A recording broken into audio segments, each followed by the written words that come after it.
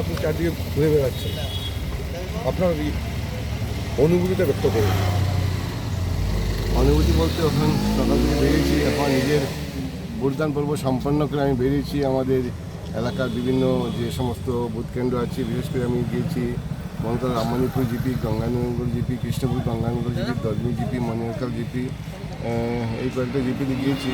এবং তারপর যেখানে গিয়েছি সেখানে দেখেছি লম্বা লাইন আছে। আর কোনো জায়গায় 60% কাস্ট হয়ে গেছে ইতিমধ্যে, কোনো জায়গায় 50%, কোনো জায়গায় এসে কমও আছে। আর জনসাধারণের যে আমি যাওয়ার পরে জনসাধারণের যে ইয়েটা দেখলাম, মানে ভাবভঙ্গি, সেটা থেকে মনে হলো যে সবাই মনে হচ্ছে যে আমাদের কি মানে ভারতীয় জনতা পার্টির পক্ষে, উন্নয়নের পক্ষেই ওনারা ভোট দিচ্ছেন, সেটা ওনাদেরকে দেখে মনে হলো। তো আর সেটাও স্বাভাবিক। আমরা চাইছি যে আগামীবার জনগণের সেবা করার জন্য তৃতীয়বারের মতো বিজেপি সরকার, এনডিএ সরকার আসার প্রয়োজনীয়তা আছে। আর জনগণ সেটা সাথেই আছেন বলে মনে হচ্ছে। এবারের যে নির্বাচনে সবচেয়ে বেশি প্রভাব দেখা যাচ্ছে যে ওই যে নতুন ভোটার যেগুলো ইয়াং ভোটার, এগুলো থেকে আপনারা কীরকম বুঝছেন? ইয়ং ভোটার যারা আছে, মানে নিউ ভোটার্স যারা আছে, নিউ ভোটার্সরা একটা ব্যাপার আছে, নিউ ভোটার্সরা খুবই সচেতন ভোটার্স বলা যাবে। বয়স যদি কম, সচেতন ভোটার্স এই কারণে এই বয়সে যারা আছে তারা সব কিছু ভালো ঘেটে নেয় সেটা কী করতে হবে। আর সেগুলো থেকে মনে হয় যে নিউ ভোটার্সরা বিজেপির প্রতি আলাদা একটা, আমরা আগেও কথা বলেছি ওদের সাথে, নিউ ভোটার্সের বিজেপির প্রতি আলাদা প্রতি একটাই আছে, ওদের যে মনের যে উৎসাহ যেটা আছে, যে দেশমাতৃকে সেবা করার মতো ওদেরও মানসিকতা আছে। আমরা দেখেছি বিভিন্ন ওই স্বাধীনতা সংগ্রামের সময় দেখেছি যে যদি কেউ কিছু করে থাকে এই বয়সে ছেলেমেয়েরাই করেছে, সংগ্রাম করে বলি আর নিজের জীবন মানে দেশের জন্য সমর্পণ বলি, সেই বয়সে ছেলেমেয়েরাই করেছি। আর ওরা জানি মোদীজির নেতৃত্বে ভারত আবার 2047-এর মধ্যে একটা উন্নত রাষ্ট্রে পরিণত হবে। আর সেই ধারা নিয়ে ওরাদেরকে আগামী আমাদের তো এরাই তো আমার আগামী দিনে ভবিষ্যৎ, এই ভবিষ্যৎ প্রজন্ম বুঝতে পেরেছে যে ভারত কোন দিকে যাবে, কোন দিকে যাওয়া উচিত। সেই অনুযায়ী ওরা আমার মনে হচ্ছে যে ওরা উন্নয়নের পক্ষে এবং বিকশিত ভারত, বিকশিত আসাম, বিকশিত ধলাই, সমৃদ্ধশালী ধলাই এবং সুরক্ষিত ধলাইয়ের পক্ষে ওদের ভোট যাবেই আমার মনে হচ্ছে। আপনি জয় নিয়ে কত পার্সেন্ট আপনি আশাবাদী? জয় নিয়ে তো জনগণ যেভাবে আজকের যে ঘোরাফেরা যাবে, জনগণ যেটা জানান দিচ্ছে, যে জনগণ জানান দিচ্ছে ওইটাই যে শুধু সময়ের অপেক্ষা। মুসলিম ভোট কত পার্সেন্ট পাবেন? পার্সেন্টেজের কথার ব্যাপারে আমি বলবো না, কিন্তু একটা ভালো মুসলিম ভোট আমরা পাবো।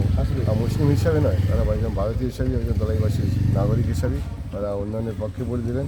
মুসলিম হিন্দু আলাদা না করে আমি যা করি ওই দৃষ্টিতে দেখব যে আমাদের বিগত দিনে বা বর্তমান যে সরকার চলছে 2016 থেকে এখানে সরকার চলছে, 14 থেকে সমস্ত ভারতবর্ষে নরেন্দ্র মোদীর নেতৃত্বে সরকার চলছে, সেই সরকারের কাজকর্মে সবাই অত্যন্ত খুশি ব্যক্ত করেছে। খুশি ব্যক্ত করে আমারও যাতে আগামী দিনে সবার আমাদের কথা আছে না, সবকা সাথ সবকা বিকাশ, সবকা বিশ্বাস, সবকা প্রয়াস, সেই মন্ত্রে ওনারা উদ্বুদ্ধ হয়েছেন এবং উদ্বুদ্ধ হয়ে জনগণের স্বার্থে, দেশের স্বার্থে, সমাজের স্বার্থে, হিন্দু মুসলিম যে জাতি ধর্ম বর্ণ নির্বিশেষে, এমনকি কোনো জায়গায় বলবো যে দলমত নির্বিশেষে অনেক কংগ্রেসি বন্ধুরা আছেন কংগ্রেসের সাথে হয়তো, কিন্তু ভোট দেবেন বিজেপিকে, সেরকম অবস্থা এখন পরিণত হয়েছে। বিভিন্ন জায়গায় আপনি গেলে দেখবেন যে কংগ্রেসের কোথাও অনেক জায়গাতে কংগ্রেসের কোনো অফিস নেই, অনেক জায়গাতে কংগ্রেসের ইভেন এজেন্ট পর্যন্ত দিতে পারেনি কংগ্রেস। তো এখানকার সমস্ত মানুষই বিজেপির সঙ্গে আছে, ও বিজেপির সঙ্গে উন্নয়নের সঙ্গে। তো সেই জন্য দেখছি আমরা কংগ্রেস কোথাও বিশেষ একটা পরিলক্ষিত হচ্ছে না। সেই হিসেবে বলা যায় যে বিজেপি করে আগে থেকেই ছাড় দিয়ে দিয়েছে। আপনি তো প্রথমবার টিকিট পেয়েছেন, তা আপনাকে কীরকম লাগছে?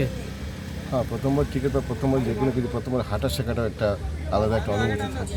প্রথমবার সাইকেলে চলাটা একটা আলাদা অনুভূতি থাকে।